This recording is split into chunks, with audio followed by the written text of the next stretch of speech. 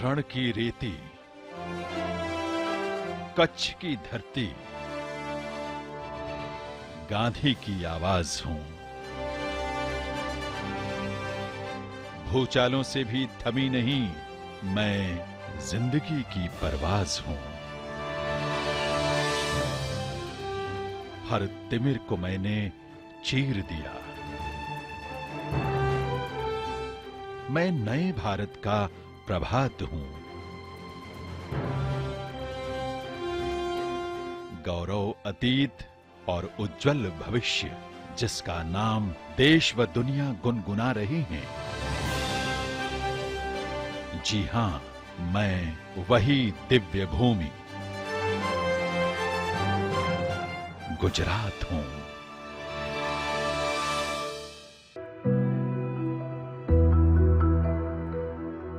किसी की जिंदगी में जब भूचाल आता है तो जीवन की नींव हिल जाती है। शिखर पर बैठा जीवन चंद मिनटों में धूल भागने लगता है।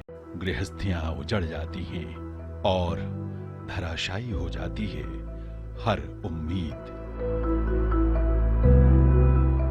लेकिन मैं सदा से ही थोड़ा अलग रहा हूं। मेरे भीतर सभ्यताओं ने सांस ली है। पाषाण युग से लेकर कांस्य युग तक धोलावीरा के रूप में मैं मानव सभ्यता का इतिहास समेटे बैठा हूं, तो वहीं युगों पहले मेरी धरती पर ही द्वारिकाधीश ने पहले सुशासन की नींव रखी थी। मैं साबरमती का वो किनारा हूं जिसने वैदिक काल से अत्याधुनिक काल तक का सफर देखा है।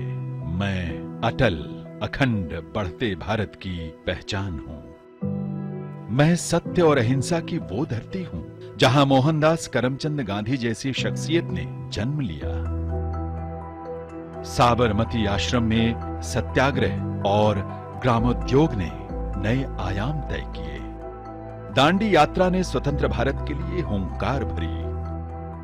मैं वही गुजरात हूं जो लौह पुरुष सरदार वल्लभ भाई पटेल की कर्मभूमि और जन्मभूमि रही।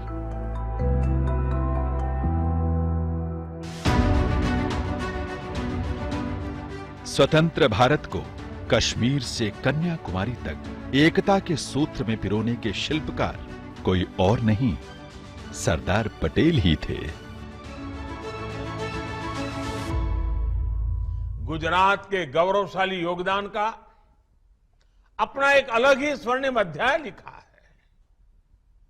गुजरात ने बापू के रूप में आजादी की लड़ाई को नेतृत्व दिया।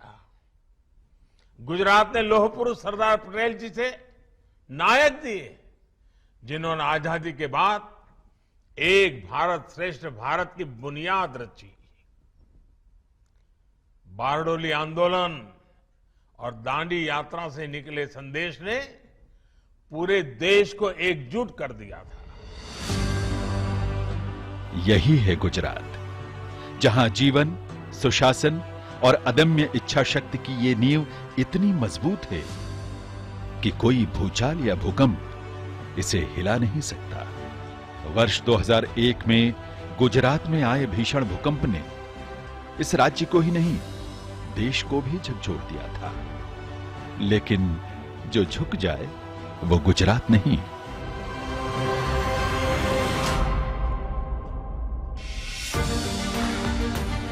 कहते हैं नायक हमेशा विषम परिस्थितियों में ही निखरते हैं। गुजरात की माटी से उठकर संघर्षों की अग्नि में तपकर देशभक्ति की लौ अपने दिल में जलाए एक ऐसा नायक राष्ट्रपटल पर आया जिसने अपनी कर्मभूमि को रणभूमि मानकर खुद को इसमें झोंक दिया। और उसके मार्गदर्शन में भूकंप की भयानक त्रासदी को भूल गुजरात न केवल अपनी धूल झाड़कर उठ खड़ा हुआ, बल्कि उसने ऐसा कुछ कर दिखाया जिसकी किसी को भी उम्मीद तक नहीं थी। कच्छ में पहले जो भूकंप आया था, भूकंप के बाद अच्छे अच्छे रोड बने, बिल्डिंगें बन गई और कच्छ का इतना ये हो गया। अभी देखो नर्मदा का पानी भी कच्छ में आ रहा है। पहले भूकंप के पहले भुज का दिखने में अच्छा नहीं था, अभी देखने में भी भुज बहुत ग्रेट, अभी तो ग्रेट सिटी हो गया है। बहुत कुछ काम किया है, पानी का किया है, गटर का किया है, रोड का काम किया है, सब काम अच्छे से कर रहे हैं और आगे चाहते हैं कि मोदी जी साल में एक बार यहाँ पे आए। अपनी सारी शक्ति बटोर कर गुजरात ने आत्मनिर्भरता का रास्ता अपनाया, अपने आप को आर्थिक रूप से मजबूत करने का नया रास्ता खोज निकाला। फिर सामने आया एक ऐसा मॉडल जिसे अब दुनिया गुजरात मॉडल के नाम से जानती है। देश का हर राज्य जो विकास की राह पर दौड़ने का सपना देखता है, वो इसी गुजरात मॉडल के पदचिन्हों पर चलने की कोशिश करता है। આપણું ગુજરાતના નાદ સાથે વ્યક્તિ વ્યક્તિના ભીતર એક ભાવ જાગે, આપણું ગુજરાત છે, આપણું ગુજરાત છે, આપણું ગુજરાત છે, એને આગવું ગુજરાત બનાવવું છે, એને આગવું ગુજરાત બનાવવું છે। એક કદમ હું પણ ચાલીશ, એક કદમ એને પણ ચલાવીશ અને અમે સાથે મળીને 5 કદમ ચાલીશું। જ્યાં ઊભા છીએ ત્યાંથી આગળ વધીશું, બેઠા છીએ તો ઊભા થઈશું। અમે ગતિ બદલવા માંગીએ છીએ, અમે દિશા નિર્ધારિત કરીને ચાલનારા લોકો છીએ। અમારું લક્ષ્ય સ્પષ્ટ છે। वो गुजरात मॉडल ही था जिसने बार बार पहले 2002, फिर 2007 और उसके बाद साल 2012 में लगातार नेतृत्व हासिल करने की शानदार हैट्रिक मारी।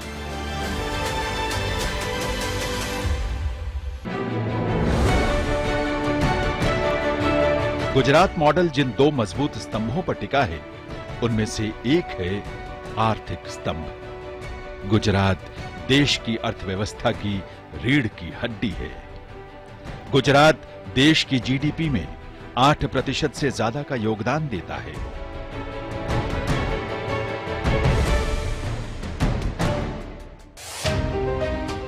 नरेंद्र मोदी के नेतृत्व में ईज ऑफ डूइंग बिजनेस को और आसान किया गया और इसलिए राज्य के उद्योग धंधों में निवेश भी बढ़ता गया।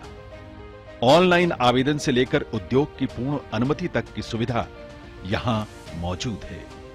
इसका नतीजा यह है कि यहां भारी संख्या में उद्योग लगाए गए। इसी कारण विदेशी निवेश भी यहां तेजी से बढ़ा है। बिजली, सड़क और पानी की मूलभूत सुविधाओं पर ध्यान देकर इस मॉडल को और मजबूत किया गया है। पहले मेरा बिजनेस पहले भी बेरिंग का था, 20 साल पहले, आज भी बेरिंग का है। पहले 20 साल पहले मेरा टर्नओवर तकरीबन 22-23 लाख था, आज 6-7 करोड़ है। जब मोदी जी गुजरात के सीएम बने उसके बाद उसने बहुत सारे चेन लाए इंडस्ट्रीज के लिए, इलेक्ट्रिसिटी के लिए, पानी के लिए, वो सारी सुविधा दे गई, इसलिए इंडस्ट्री ज़्यादा से ज़्यादा ग्रो करने लगी। यहाँ पे ट्रांसपोर्टेशन है, यहाँ पे इलेक्ट्रिसिटी है प्रोडक्शन के लिए। आज प्रतिदिन 4.5 से 5 करोड़ मीटर कपड़ा पर डे बनता है। इलेक्ट्रिसिटी का हमारे को आज कोई भी तकलीफ नहीं आता है, जिससे हमारी इंडस्ट्री बूम करती रही कंटिन्यू। और ये कपड़ा 5 करोड़ मीटर तो बनता है, उसके साथ में प्रोसेस हाउस है हमारे यहाँ पे, तकरीबन 350 से 400 के बीच प्रोसेस हाउस है। कोई भी तकलीफ नहीं है, कंटिन्यू चलते रहते हैं। इसी तरह कृषि के क्षेत्र में गुजरात कभी पिछड़ा हुआ था, लेकिन नर्मदा बांध के बाद से निकाली गई नहरों ने खेतों में पानी पहुंचाने का काम किया। साथ ही इन नहरों में सोलर ऊर्जा पर भी काम किया गया। इस काम के नए और रचनात्मक तरीके अपनाए गए, जिनके बड़े सुखद परिणाम सामने आए हैं। इसके अलावा सौराष्ट्र में सौनी और उत्तर गुजरात में सुजलाम सुफलाम योजना के प्रभावी परिणाम गुजरात की जनता को मिल रही हैं। सौराष्ट्र में किसानों और मछुआरों दोनों के जीवन में पिछले 2 दशकों में बहुत बड़ा बदलाव आया है। मछुआरों की नावों को आधुनिक बनाने के लिए सब्सिडी दी, किसानों की तरह ही मछुआरों को किसान क्रेडिट कार्ड दिए। साथियों, आज मुझे बहुत संतोष होता है जब सौनी योजना से हो रहे बदलाव को मैं देखता हूं। मुझे याद है मैंने जब सौनी योजना की बात कही थी तो हमारे सौराष्ट्र में मैंने राजकोट में आकर के इसकी शुरुआत की थी। सारे मीडिया वालों ने लिखा था कि देखो चुनाव आया इसलिए मोदी जी ने घोषणा कर दी, चुनाव जाएगा भूल जाएंगे। लेकिन मैंने सबको गलत सिद्ध कर दिया। आज सौनी योजना नर्मदा मैया को लेकर के उसे जहां जहां पहुंचाने का संकल्प किया था तेज गति से पहुंच रही है भाइयों। हमें आनंद है यहाँ पाटन डिस्ट्रिक्ट में पूरा विस्तार में नर्मदा का पानी मिल रहा है, कृषि के लिए भी मिल रहा है और पीने के लिए भी। वो पानी को तो पीने के लिए फायदा वो बढ़िया फायदा है। पानी पीने के लिए घर घर पीने के लिए तो बहुत अच्छा काम है। सब हमारे गांव में नहीं पर सौराष्ट्र में होलसेल गांव में है। जब देश 2 या 3% की खेती में तेजी देख रहा था, गुजरात के प्रगतिशील किसानों ने पैदावार बढ़ाई और गुजरात में कृषि विकास की दर डबल डिजिट में आ गया। गुजरात की भूमि को ऊसर माना जाता था, लेकिन कुशल नेतृत्व, किसानों की मेहनत और शोधपरक कृषि नवाचारों से यहां की धरती भी सुजलाम सुफलाम हो उठी।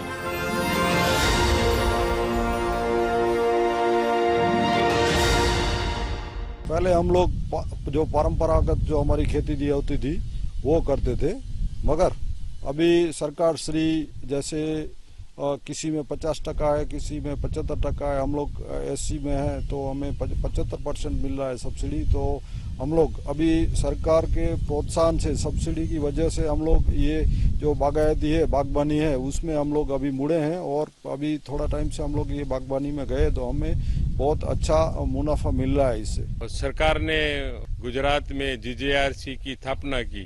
स्थापना करने के बाद ड्रिप इरिगेशन की सब्सिडी दी 50%। तो उसमें से हमें को 50% सब्सिडी दी, तो उससे हमें को ड्रिप इरिगेशन से बहुत फायदा हुआ। तो हम अलग अलग क्रॉप कर सके कि अभी भी हम आज के समय में 60 क्रॉप करते हैं, क्योंकि ड्रिप इरिगेशन हो गया, नेट हाउस हो गया। एग्रो फॉरेस्ट्री मैंने लगाई हुई है और मैं जब बारिश के मौसम में जब भाव कम होता है लेमन का, तो मैं मीठा अचार बनाता हूँ, खट्टा अचार बनाता हूँ। बाजार में उसकी बहुत डिमांड है। लेमन का जो मेरा बगीचा है उसमें बीच में हम कठोल जैसे कि मूंगफली, मग, तल, तिल ये सब हम लगाते हैं, सब्जी भी लगाते हैं, तो इसका अच्छा भाव मेरे को मिलता है। सौर ऊर्जा के सहारे गुजरात के किसान अपने खेतों के किनारों और मेढ़ों पर सोलर यूनिट लगाकर पैसा कमा रहे हैं। जो किसान पहले सिंचाई के लिए बिजली के बिल के हर साल 12,000 से 20,000 रुपए देते थे, अब वो किसान अपने खेतों में सोलर के जरिए बिजली पैदा कर ग्रिड को दे रहे हैं, जिससे उन्हें हर महीने 6,000 से 8,000 रुपए मिल रहे हैं। नवीकरणीय ऊर्जा माध्यमों के जरिए देश के नवीकरणीय ऊर्जा मॉडल में गुजरात का योगदान 12% से ज्यादा है। ज्योतिग्राम योजना ने तय किया कि हर घर में उम्मीद का उजाला फैलेगा। जो हाथ खेत की माटी में जीवन बोते हैं, जो मजदूर अपने पसीने की स्याही से विकास की कविता लिखते हैं, उनके घर रोशनी से जगमगा उठे। चांपानेर वो जगह है जहां साल 2006 में गुजरात का गौरव बढ़ाने वाली ज्योतिर्ग्राम योजना की शुरुआत हुई थी। मैं जब मुख्यमंत्री बना तब लोग मुझे कहते थे, साहब कम से कम शाम को खाना खाते समय बिजली मिले इतनी व्यवस्था करो। यही मां काली के चरणों में बैठ करके हमने ज्योतिर्ग्राम योजना से गुजरात में और देश में पहली बार 24 घंटे घरों में बिजली पहुंचाने में सफलता प्राप्त की थी। और तब उस समय के हमारे राष्ट्रपति श्री एपीजे अब्दुल कलाम जी उस कार्यक्रम में आए थे और उनके कर कमलों से हमने उसको लॉन्च किया था। ज्योतिर्ग्राम योजना ने गुजरात के विकास में एक नया अध्याय जोड़ा। इस योजना की वजह से गुजरात के लोगों को 24 घंटे बिजली मिलना शुरू हुआ। ज्योतिर्ग्राम योजना की जो हम बात करें तो वो उस टाइम तत्कालीन मुख्यमंत्री नरेंद्र मोदी जी थे, उन्होंने भविष्य का विजन देख के योजना चालू की थी और ये योजना के माध्यम से 15-16 साल हो गए, तो उनके बाद अभी जो परिणाम मिल रहे हैं वो बहुत ही बढ़िया और अच्छे परिणाम है। 16 साल में हमने कभी ऐसा नहीं देखा कि कभी हमको लालटेन जलानी पड़ी हो या फिर और इन्वर्टर रखना पड़ते हो। पहले का समय ऐसा था कि हर घर में इन्वर्टर की जरूरत पड़ती थी, लालटेन कंटिन्यू चालू रखनी पड़ती थी। लहलहाते खेत, कामकाज में व्यस्त मजदूरों के हाथ और आम आदमी के चेहरे पर तसल्ली ये कि वो भी विकास का हिस्सा है। जो योजना उसके लिए बन रही है वो उस तक बखूबी पहुंच रही है। यही तसल्ली गुजरात मॉडल की नींव है। यही तो है गर्वी गुजरात।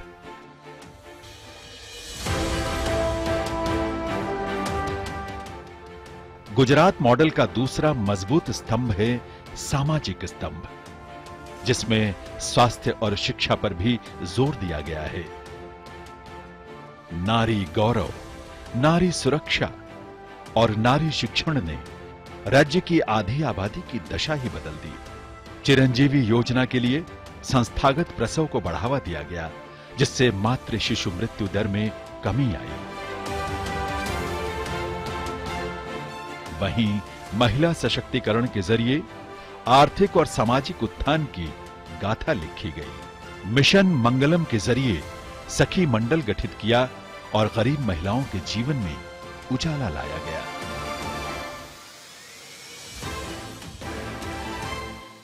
हमारा सखी मंडल है आस्था सखी मंडल, जहाँ पे सरकार ने सारी योजनाएं दी है, जैसे कि छोटे छोटे काम, तोरण बनाना, मूर्ति बनाना, भाई टेडी बियर बनाना, ऐसे सरकार की तरफ से हमें सारी योजनाओं के लिए दौरान काम करते हैं। तो 150 से 200 रुपए का हम रोजाना कर लेते हैं, हम खुद का गुजारा कर लेते हैं। बेरोजगार बहनें थी, अब अपने पैरों पे खड़ी हो चुकी है और सरकार से जो सशक्तिकरण की बात चल रही है वो सच में है और हमने अनुभवी है। जो बहनें पहले कुछ काम नहीं करती थी, अभी अब वो 200 या 300 का काम पर डे कर सकती है। साल 2014 तक गुजरात के जननायक के रूप में नरेंद्र मोदी ने आगे बढ़ने की जो राह दिखाई, किसे पता था उस राह पर चलकर वे देश के शिखर पद पर आसीन होंगे। क्योंकि गुजरात की माटी से ही उन्हें जनता से जुड़ने का जो विश्वास मिला, उस विश्वास पर वे खरे उतरते चले गए।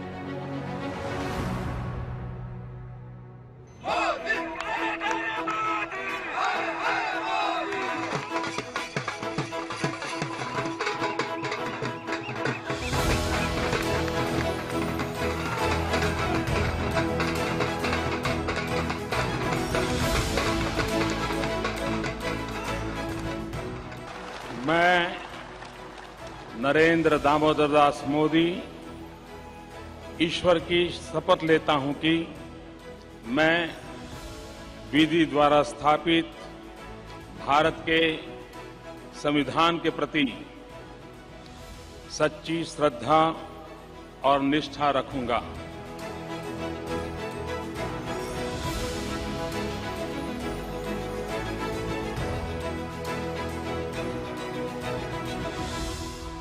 दो 2014 में देशवासियों ने मुझे दायित्व दिया। आजादी के बाद जन्मा हुआ मैं पहला व्यक्ति था जिसको लाल किले से देशवासियों का गौरवगान करने का अवसर मिला।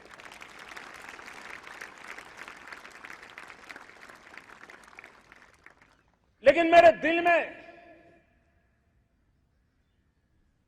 जो भी आप लोगों से सीखा हूं, जितना आप लोगों को जान पाया हूं मेरे देशवासियों, आपके सुख दुख को समझ पाया हूं, देश की आशा अपेक्षाओं के भीतर वो कौन सी आत्मा बसती है, उसको जितना मैं समझ पाया हूं, उसको लेकर के मैंने अपना पूरा कालखंड देश के उन लोगों को एम्पावर करने में खपाया। मेरे दलित हो, शोषित हो, पीड़ित हो, वंचित हो, आदिवासी हो, महिला हो, युवा हो, किसान हो, दिव्यांग हो, पूरब हो, पश्चिम हो, उत्तर हो, दक्षिण हो, समुद्र का तट हो, हिमालय की कंदराएं हो, हर कोने में महात्मा गांधी का जो सपना था आखिर इंसान की चिंता करने का, महात्मा गांधी जी की आकांक्षा थी अंतिम छोर पर बैठे हुए व्यक्ति को समर्थ बनाने की, मैंने अपने आप को उसके लिए समर्पित किया। 3 दशक बाद देश के आम चुनाव में आवाम को उन्होंने एक मजबूत सरकार दी और सफलता की ये कहानी केवल कागजी नहीं बल्कि जमीनी हकीकत है। सूरत का हीरा कारोबार कुछ ऐसा है कि दुनिया का हर तीसरा हीरा यहीं तराशा जाता है और इस हीरे की चमक से ही गुजरात का ताज दमकता है। बीते 2 दशकों से विकास के जिस पथ पर सूरत चल पड़ा है वो आने वाले सालों में और तेज होने वाला है। यही विकास आज डबल इंजन सरकार पर विश्वास के रूप में झलकता है। जब विश्वास बढ़ता है तो प्रयास बढ़ता है और सबका प्रयास से राष्ट्र के विकास की गति तेज होती है। वैल्यू एडिशन करके इस ज्वेलरी इंडस्ट्री में हम गौरव के साथ कह सकते हैं कि अभी हम ज्वेलरी इंडस्ट्री में 10% के करीब आ गए हैं और विश्व में जब 50% के करीब हम आ जाएंगे तो ज्वेलरी इंडस्ट्री में इंडिया का बहुत सा बड़ा एक शेयर होगा और गुजरात को इनकी रोजी रोटी और लेबर सब गुजरात को मिलने वाली है, मिल रही है। गुजरात आज विश्वास का दूसरा नाम बन गया है। देश के हर हिस्से से लोग रोजगार की तलाश में यहां आते हैं और उन्हें केवल रोजगार ही नहीं मिलता, अच्छी जिंदगी का भरोसा भी मिलता है।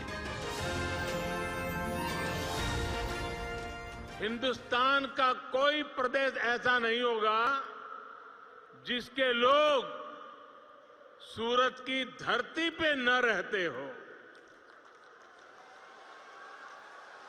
एक प्रकार से मिनी हिंदुस्तान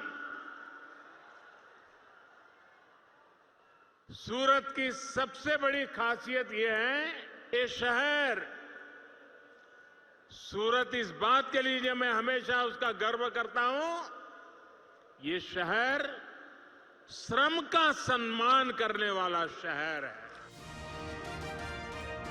यही वो वर्कफोर्स है जिसमें देश के मजदूरों के पसीने की धार है और कारोबारी गुजराती की पूंजी। ये दोनों शक्तियां जब मिल जाती हैं तो भारत 5 ट्रिलियन इकोनॉमी बनने की ओर मजबूती से कदम बढ़ाने लगता है। मुफ्त की राजनीति से पेट भरा जा सकता है, पर सम्मान की रोटी के लिए तो मेहनत और स्वरोजगार का जज्बा चाहिए होता है।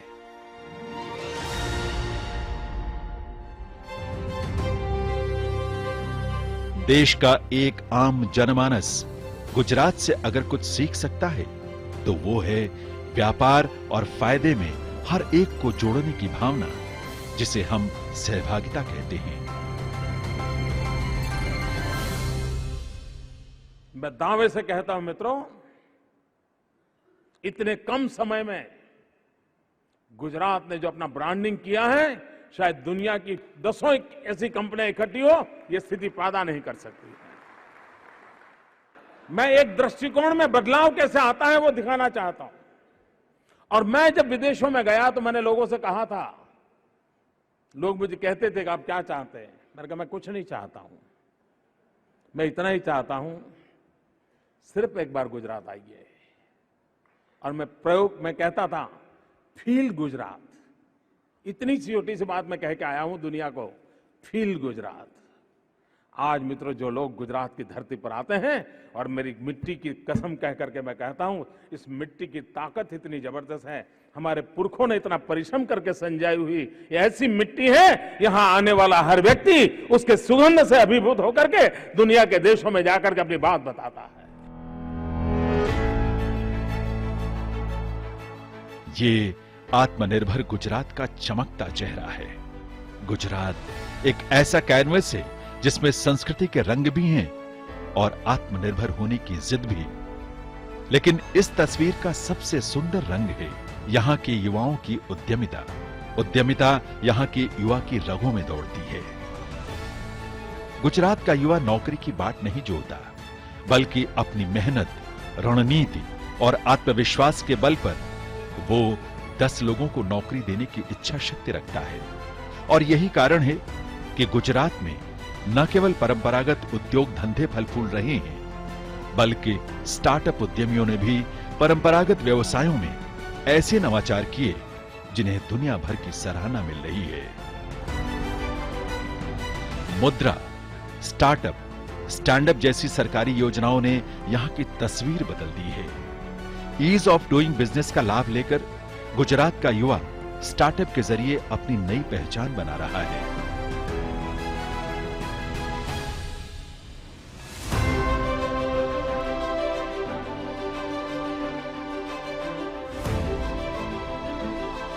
गुजरात का युवा आज तरक्की की उड़ान भर रहा है, तो इसका आधार है वो शिक्षा जिसका लक्ष्य एक विद्यार्थी का सर्वांगीण विकास है।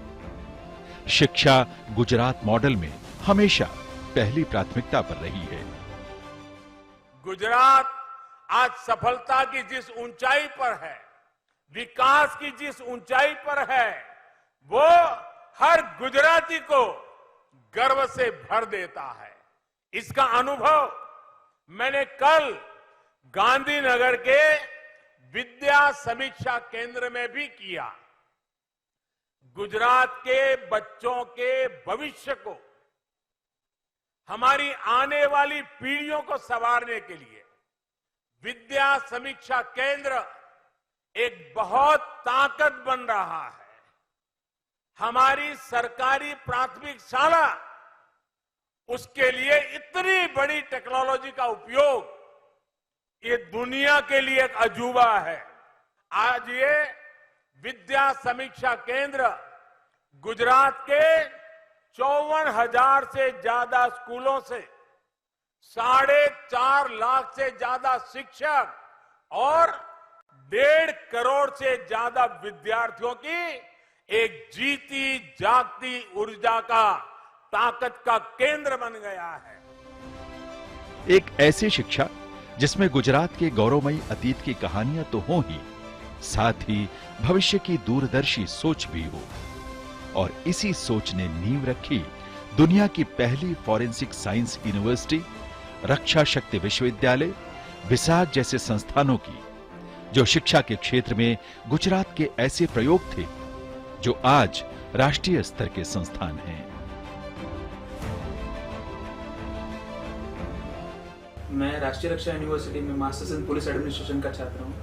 बात करें अगर हमारे डिपार्टमेंट की, तो हमारे डिपार्टमेंट में हमें वो सब्जेक्ट्स पढ़ाए जाते हैं जो नॉर्मली एक पुलिस ऑफिसर्स अपने ट्रेनिंग पीरियड में पढ़ते हैं। मैं राष्ट्रीय रक्षा यूनिवर्सिटी में LLM in criminal and security law की छात्रा हूँ। मैंने इसी वर्ष इस यूनिवर्सिटी में एडमिशन लिया है। साल 2020 में जब सेंट्रल गवर्नमेंट ने इस यूनिवर्सिटी की स्थापना की थी, तो मुझे यह जानकर बहुत खुशी हुई कि राष्ट्रीय सुरक्षा को उच्च शिक्षा के साथ जोड़ने का प्रयास किया गया है। व्यक्तित्व का चरित्र निर्माण गुजरात की शिक्षा की पहचान बन रही है। यही कारण है कि WHO ने पारंपरिक चिकित्सा की शिक्षा के लिए भारत में गुजरात को चुना।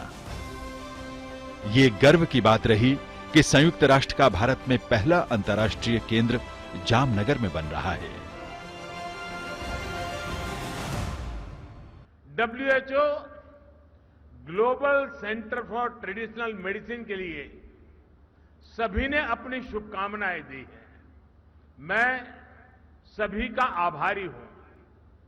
साथियों, WHO ने ट्रेडिशनल मेडिसिन के इस सेंटर के रूप में भारत के साथ एक नई पार्टनरशिप की है। ये ट्रेडिशनल मेडिसिन के क्षेत्र में भारत के कंट्रीब्यूशन और भारत के पोटेंशियल दोनों का सम्मान है। भारत इस पार्टनरशिप को पूरी मानवता की सेवा के लिए बहुत बड़ी जिम्मेदारी के रूप में ले रहा है।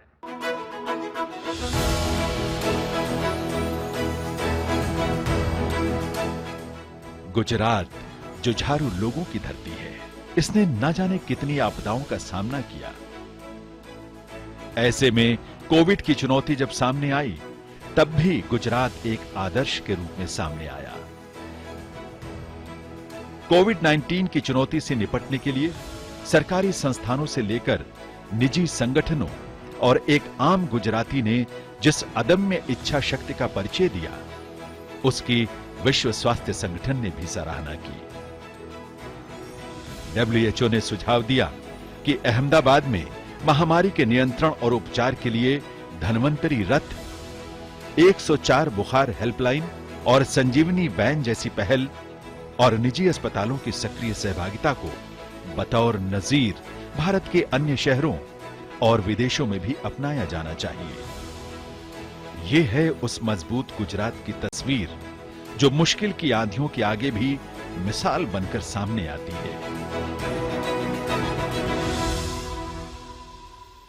1-1.5 साल पहले कोरोना की महामारी बहुत इतनी ज्यादा थी कि हम घर से बाहर भी नहीं निकल पाते थे और किसी को हम घर के अंदर भी नहीं आने देते थे। पर उस समय ये धन्वंतरी रथ की सेवाएं इतनी काम आई कि वो रथ हमारे हर गली मोहल्ले के और गांव के अंदर आता था और हमें वहाँ के डॉक्टर और नर्स जो अंदर 4 लोग बैठे हुए होते, वो हमारा चेकअप करते थे, ट्रीटमेंट करते थे, हमें वक्त पे दवाइयाँ अच्छे से देते थे। जो गरीब लोग हैं जो प्राइवेट अस्पताल में नहीं जा सकते, तो उन लोगों को घर बैठे इलाज हो सकता है और उन लोगों को जो काफी सारी जो बीमारियां होती है, जैसे उन लोगों को विटामिन की कमी हो या उन लोगों को आयरन की गोली की जरूरत हो, तो वो सब मिल सकता है उन लोगों को घर बैठे। और जैसे दूसरी कुछ भी वो लोग बीमारी हो तो उसका सॉल्यूशन वो लोग डॉक्टर के पास ले सकते हैं और उनकी सलाह लेके उनको आगे क्या करना है उसकी जानकारी वो घर बैठे ले सकते हैं। नस नस मानव रक्त वहावी जोम जगावो, तन मन साथे लगावो, आप टूटेगे धरती फाटे आज खमीलो, आफत ने अवसर मां पलटी आज रमीलो। खेल खेल तू सौनी साथे, खेल खेल गुजरात।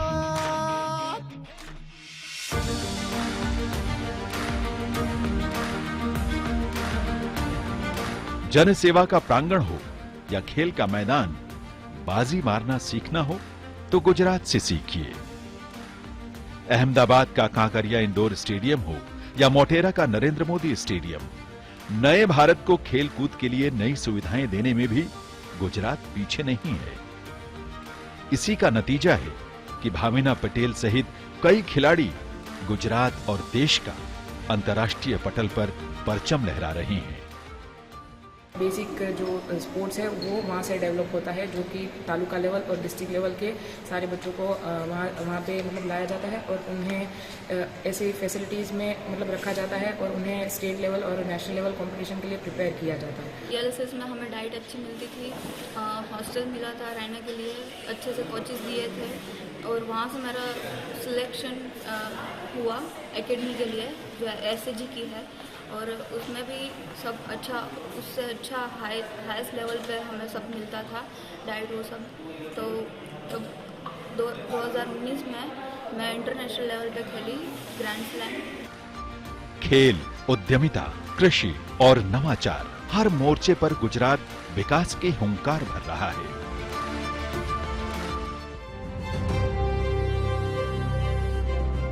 लेकिन इस हुंकार को जिस भावना से बल मिलता है वो है सहकारिता की भावना। सहकारिता के मोर्चे पर गुजरात वाकई विश्व गुरु है।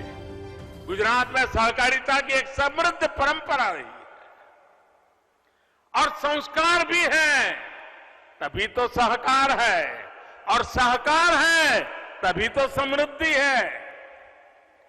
दूध से जुड़े सहकारी आंदोलन को जो सफलता मिली है, इसका विस्तार अब हम खेती से जुड़े बाकी क्षेत्रों में भी कर रहे हैं। सहकारिता की ये कहानी आणंद में अमूल से शुरू हुई और अब सूरत में सुमुल डेयरी तक जा पहुंची है।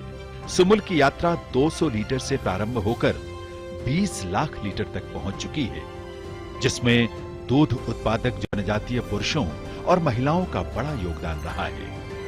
आज जनजातीय पुरुषों और महिलाओं की कड़ी मेहनत और लगन के कारण प्रतिदिन 7 करोड़ रुपए के दूध की बिक्री होती है और इस राशि को 2.5 लाख सदस्यों के बैंक खातों में सीधे स्थानांतरित करने की व्यवस्था की गई है। दूध क्रांति अब विकास क्रांति में बदल गई है। दुग्ध उत्पादन में गुजरात देश का चौथा सबसे बड़ा राज्य है। 50 भैंस और 70 गाय है। मैं दिवस का 390 लीटर भैंस का दूध भराती हूँ और 450 लीटर गाय का, और मेरे पास बनास डेयरी की सारी सहायता मिल रही है हमको। गुजरात जिसके किसान के चेहरे पर मुस्कान है क्योंकि कृषि अब फायदे का सौदा है। युवा के चेहरे पर आत्मविश्वास की चमक है क्योंकि वो नौकरियों का मोहताज नहीं, और महिलाओं के चेहरों पर गर्व भरा संतोष क्योंकि अब वे भी उस विकास का हिस्सा हैं जिसमें न केवल मेहनत बल्कि कमाई में भी वे बराबरी के हिस्सेदार हैं। सड़कें विकास की मंजिल की तरफ जा रही हैं। रोशनी में आत्मनिर्भरता की चमक है और बच्चे किताबों में सफलता की किताबी कहानियां नहीं पढ़ रहे, बल्कि उनके सामने देश को दिल में बसाने वाला एक जननायक ही नहीं, ऐसे सैकड़ों नायक हैं जिन्होंने सिफर को शिखर में बदला है और गुजरात को गर्वी गुजरात का ताज पहनाया है।